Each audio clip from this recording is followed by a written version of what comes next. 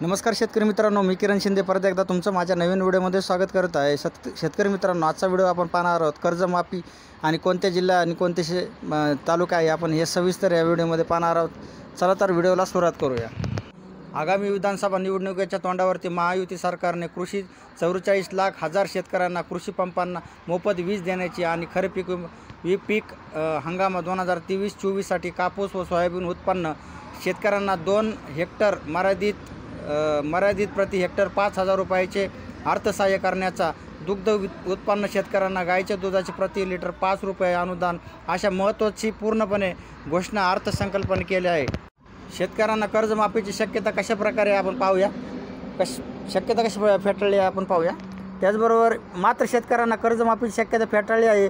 कर्जमाफी देण्याइतकी राज्याची आर्थिक परिस्थिती भक्कम नसल्याने अर्थमंत्री अजित पवार यांनी प्रत्यक्षपणे सूचित करीत त्यावरती अधिक बोलणे टाळले आहे। अर्थमंत्री अजित पवार यांनी पत्रकार परिषद झेपेल तेवढे खर्च केला जाईल अशा शब्दात राज्य कर्जमाफी देण्यात स्थितीत नसल्याचे सूचित केले।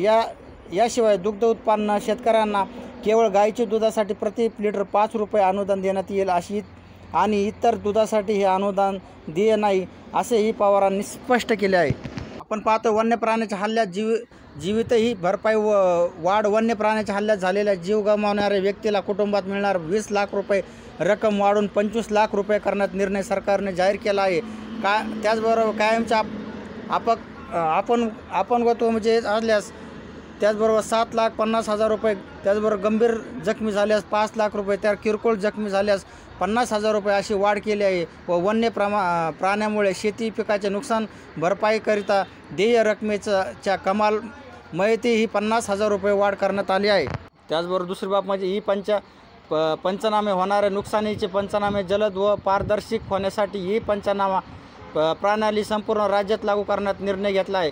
त्याचबरोबर राज्य सरकारने घेतलेला आहे। त्याच संचित सिंचन प्रकल्पाचा सिंचन प्रकल्प पूर्ण करण्यासाठी विशेष मोहीम राबवण्यात येणार आहे। 108 प्रकल्पांना सुधारित प्रशासकीय मान्यता देणार आहे। त्याचबरोबर कांदा उत्पन्न शेतकऱ्यांना 2023-24 आणि 350 रुपये प्रति क्विंटल प्रमाणे 851 कोटी 66 लाख रुपये अनुदान देण्यात येणार आहे। आता कांदा आणि कापसाची हमी भावाने खरेदी करण्यासाठी प्रत्येकी 200 कोटी रुपयाचा फिरता निधीही तुरंत करण्यात आला आहे। हा व्हिडिओ आपण इथं संपवतो। जय हिंद, जय महाराष्ट्र, जय शिवराय, रामकृष्ण हरी माऊली।